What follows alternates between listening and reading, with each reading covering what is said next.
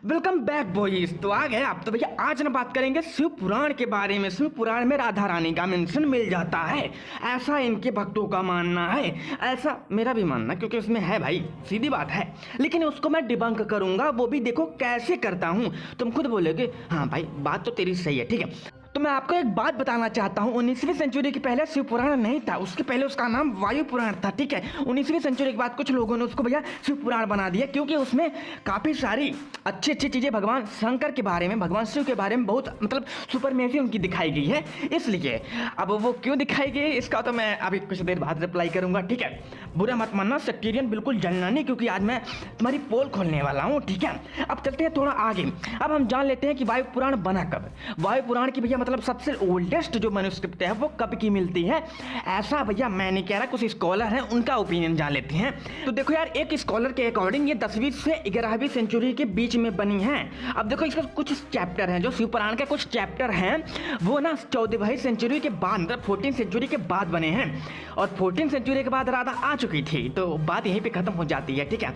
मैं यहीं पे वीडियो अगर बंद कर दूं तो भी आप तो मान लेना कि राधा इसमें मिलाई गई है मेरे भाई, ठीक है। अब मैं चाहूँ तो वीडियो भाई यहीं पे बंद कर दूं और तुम समझ जाना कि भैया हाँ ये मिलाई गई है, लेकिन नहीं नहीं नहीं नहीं, मैं सारे पॉइंट काउंटर करूंगा धीरे धीरे करके, एक एक करके, ठीक है। अब देखो भैया यहाँ पे लिखा है कि ये भैया कार्बन डेटिंग टेक्नोलॉजी पे यूज नहीं हुई है, मतलब अगर किसी चीज पे कार्बन डेटिंग चढ़ जाती है तो भैया मान लिया जाता है कि भैया ये उसी सेंचुरी की है, लेकिन भैया इनमें भी मतभेद है इनको। भैया देखो ये कह तो रहे हैं कि भैया ये 11वीं सेंचुरी की है, लेकिन भैया इनको इनमें कंफ्यूजन है, क्योंकि कोई इनका पार्ट है, मतलब यह हो सकता है शिव पुराण में कहीं पे लिखा है कि वो कब बनाई गई थी। अब मुझे नहीं पता कि भैया ये कितना सत्य है कितना झूठ है, मुझे नहीं पता इसके बारे में, ठीक है। अब देखो इसका कुछ चैप्टर है वो भैया 16वीं नहीं 14वीं सेंचुरी के बाद बनी है, और हमारे ब्रह्मवैवर्त पुराण भी 14वीं सेंचुरी के बाद बने हैं, और कई सारे पुराण जिसमें राधा का नाम है, देवी भागवतम भी 14वीं सेंचुरी के बाद बने हैं। तो भैया सीधी बात है, राधा इसमें मिला दी गई है बड़े आराम से।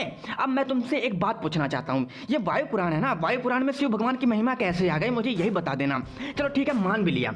अब मैं तुम्हें बताता हूँ क्यों मान लिया, ठीक है। क्योंकि 14वीं, जहां तक मुझे लगता है अगर ये 10वीं 11वीं सेंचुरी में बन गई होगी या और पहले बन गई होगी, तो हो सकता है उनमें वायु के बारे में लिखा गया हो। उसके बाद 10वीं 11वीं सेंचुरी के बाद इसमें जब मिलावट होने लगे तब शिव भगवान की सुपरमेसी दिखा दी गई और विष्णु भगवान को छोटा कर दिया गया। मैं सेक्टेरियन के सख्त खिलाफ हूँ, इसलिए मुझे गुस्सा आता है इन लोगों से, इसलिए मैं पुराण का और बड़ा हेटर हूँ, सही बता रहा हूँ। मुझे सेक्टेरियन भड़वों से इतना गुस्सा आता है कि जो ये एक भगवान को गिरा देते हैं दूसरे भगवान को हटा देते हैं। ऐसे सेम टू सेम भागवतम भी है। भागवतम को तो क्या तुम रियल समझ रहे हो? भागवतम की अगर मैं रियल डेट बताऊंगा ना तुम्हारी फट के हाथ में आ जाएगी। ये तो और भी रियल है, मतलब और भी नया है, लगभग वही ब्रह्मवैवर्त पुराण जब बना था तभी भागवतम भी आपका बना है, रोइए मत। अब देखो एक पॉइंट मैं और लूंगा और दूंगा आपको, ठीक है। क्योंकि देखो शिव पुराण में है वो वैष्णव का खंडन है, ठीक है, कि वैष्णव ऐसे होते हैं वैसे होते हैं, उनकी बुराई है, ठीक है। तो ये भैया 10वीं सेंचुरी के पहले तो बन नहीं सकती, ये सीधी बात है, क्योंकि ये 10वीं सेंचुरी के बाद ही मिलाएगी, क्योंकि 10वीं सेंचुरी में रामानुजाचार्य आए थे, ठीक है। तो उन्होंने भैया ज्यादा करके भैया वैष्णव का संस्थापन संप्रदाय ये सब कुछ बनाया था, विष्णु भगवान की सुपरमेसी दिखाई थी। चलो ठीक है मान लिया। उसके बाद इन सब का खंडन होता है भैया ये शिव पुराण में। और शिव पुराण का छोड़ो, जो देवी भागवतम पुराण है, देवी भागवतम पुराण में शिव का भी खंडन है, और मतलब शैव का भी खंडन है और वैष्णव का भी खंडन है। तो इसका मतलब ये है कि वो शिव और विष्णु पुराण के बाद ही बना है, वो और बाद बना, इसलिए मैं कहता हूँ वो 14वीं सेंचुरी के बाद बना है देवी भागवतम पुराण। और देवी भागवतम पुराण भैया 18 पुराणों में नहीं आता, ठीक है। तो बात ही यहीं पे खत्म हो जाती है, उसकी तो बात ही न करना है, उसको मैं डिबंक भी नहीं करूंगा क्योंकि वो टट्टी है, ठीक है।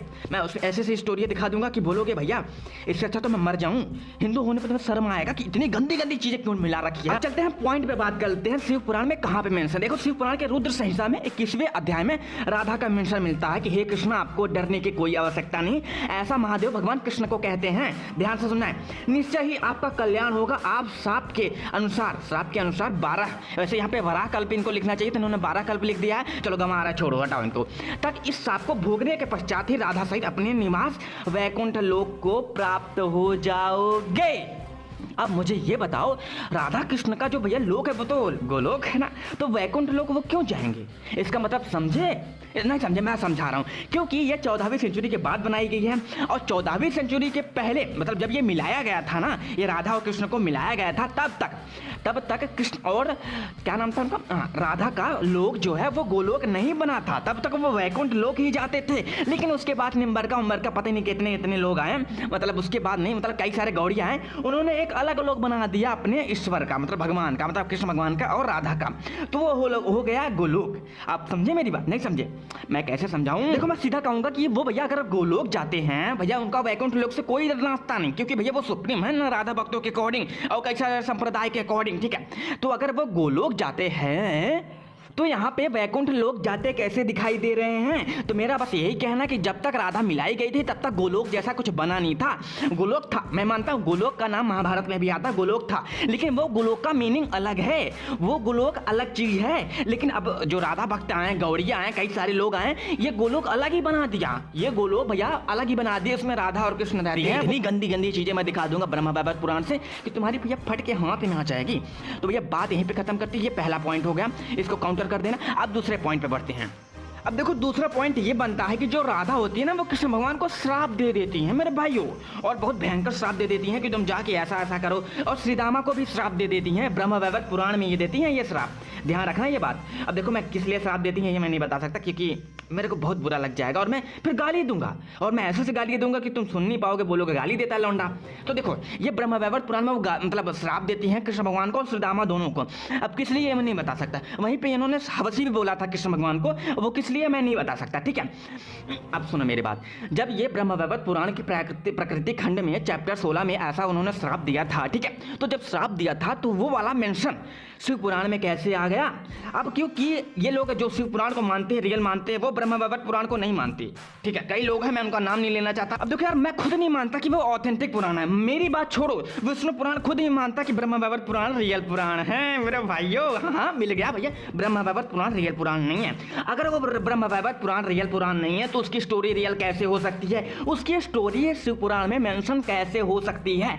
अब समझे मेरी बात? नहीं समझे तुम? मैं समझा रहा हूँ, क्योंकि ये वाली स्टोरी इसमें मिलाई गई है, वो भी ब्रह्म वैवर्त पुराण की उठा के यही सेम टू सेम एक्सप्लेन करते हैं। कृष्ण जो शिव भगवान होते हैं, पार्वती माँ को एक्सप्लेन करते हैं कि ऐसा ऐसा होगा, ऐसा ऐसा हुआ था, ऐसा ऐसा होने वाला है।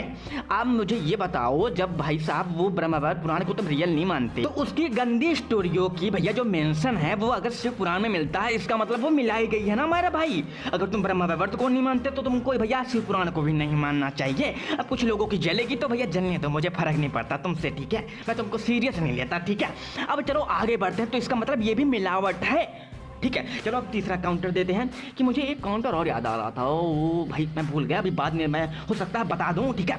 देखो यार तीसरा पॉइंट मेरा ये है कि देखो जो ब्रह्म वैवर्त पुराण है उसमें जिसको श्राप मिला था उसका नाम श्रीदामा था। अब मेरी बात ध्यान से सुनना।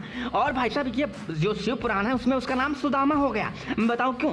कुछ रहे होंगे जिनको संस्कृत के ज्ञान नहीं रहा होगा, उन्होंने देखा श्रीदामा लिखा तो उन्होंने भैया सुदामा कर दिया होगा। इसका मतलब समझे दया? इसका मतलब समझे? या तो शिव पुराण से भैया ब्रह्म वैवर्त पुराण में मिलाई गई हो, या तो ब्रह्म वैवर्त पुराण से उठा के शिव पुराण में मिलाई गई हो, कुछ ना कुछ हो सकता है। और यहाँ पे थोड़ी बहुत बकचोदी हो गई है, ठीक है। श्रीदामा को सुदामा बना दिया गया। अब मेरी बात ध्यान से फिर से सुनना तुम। अब देखो मेरा चौथा पॉइंट है, चाहे श्रीदामा को चाहे सुदामा को, इन दोनों को भैया श्राप मिला था, मतलब दोनों एक ही थे। वो बात अलग है कि इन्होंने भैया थोड़ी बहुत इधर उधर कर दी है, ठीक है। तो इन दोनों को श्राप मिला था कि भैया ये राक्षस योनि में जन्म लेंगे और ये शंखचूड़ बन के भैया जन्म लेंगे। लेकिन लेकिन लेकिन यहाँ पे क्या लिखा है? वो महर्षि कश्यप के पौत्र यानी ब्राह्मण कुल में जन्म लिए थे और ब्राह्मण योनि से जन्म लिए थे। इसका मतलब वो ब्राह्मण ही थे। और तुम क्या कहते? जन्मना ब्राह्मण कहते हो ना कुछ लोग, जन्मना ब्राह्मण, जन्म से ही ब्राह्मण होता है, कर्म में कुछ नहीं होता, कुछ है चुमती है। मैं उनकी बात नहीं कर रहा, छोड़ो जाने दो, उन पे हम कभी और आएंगे फ्यूचर में, ठीक है। लेकिन मेरा पॉइंट यहाँ पे ये बनता है कि अगर उसको भैया श्राप दिया गया कि वो राक्षस योनि में जन्म लेगा, तो भाई साहब मुझे ये बताओ कि भैया वो ब्राह्मण की योनि में कैसे जन्म ले लिया? यहाँ तो उल्टा होगा, ये पढ़ लेना, ठीक है। अब मेरा भैया 5वां पॉइंट सुनो। इसी पुराण के अनुसार शंखचूड़ के पास कृष्ण भगवान का अक्षय तुनीर था, अक्षय कवच था, सॉरी अक्षय कवच था। अब मुझे ये बताओ, भगवान कृष्ण जो थे वो तो द्वापर युग में अवतरित हुए थे, तो मुझे ये बताओ द्वापर युग से पहले ही कैसे श्री कृष्ण का अक्षय जो कवच था वो भैया शंखचूड़ के पास था? मुझे भैया इसका ही आंसर दे देना, क्योंकि ये असंभव चीजें हैं ब्रो। अब देखो ये 5 पॉइंट ही राधा भक्तों के लिए बहुत ज्यादा हैं, इसको भी ये डिबंक नहीं कर पाएंगे जहां तक मुझे लगता है, जहां तक मुझे नहीं लगता कि भैया मैं जानता हूं नहीं कर पाएंगे, ठीक है। अगर कर लेंगे वो भी मुझे पता है कि बहाना मारेंगे, ठीक है, बहाना मार लेना, उसके बाद अगले वीडियो में मैं तुम्हें मारूंगा, ठीक है। समझ लेना ये बात, अच्छे से समझ लेना, ठीक है। अब बात रही भैया कुछ नंगो चौधों की, नंगो चौध नहीं कह सकते इनको, कुछ चूतियों की। ये कहते हैं कि कोई भी बात अगर शिव पुराण में आ गई तो वो रियल है, ऑथेंटिक है। उसमें तो भैया ओरल सेक्स भी एक जगह पे लिखा है किसी के बारे में, मैं बताना नहीं चाहता वो किसके बारे में, तो वो भी रियल होगी, तुम मानते होगे। और मेरी पहली वीडियो का काउंटर अभी तक नहीं आया, क्या हुआ, हवा निकल गई क्या काउंटर करने में? एक भी पॉइंट नहीं काउंटर हो रहे हैं क्या मेरे बच्चों? चलो कोई बात नहीं, अगर कर लेना बहाना वाना मार लेना, और वो ये न भारते तन न भारते वाला का बहाना अगर हो चुका हो तो ये वीडियो अपलोड कर दो ना मेरे भाई। मैं तो वेट कर रहा हूँ कब से मैं तुम्हारी दोबारा बजाऊँ उस पर, क्योंकि मेरे को बहुत ज़्यादा चुल मची है तुम्हारी बजाने के लिए। अब मुझे पता है कि वीडियो तो काफ़ी लेट हो गई, मुझे पता है, ठीक है, क्योंकि यार मैं बिजी हूँ, ठीक है यार, वीडियो थोड़ी लेट आ जाती है तो यार बुरा मत मानना ब्रो, ठीक है। अब वीडियो आएगी, धीरे धीरे आएगी, 4 दिन में, 1 दिन में, 3 दिन में, 2 दिन में एक वीडियो आ जाएगी, ठीक है। चलो 11 मिनट की वीडियो मैंने कर दी है, चलो बाय बाय। हिंदू भाइयों शेर बनो, जवाब दो, ना शेर बन सको तो शेयर करो, दबा के शेयर करो।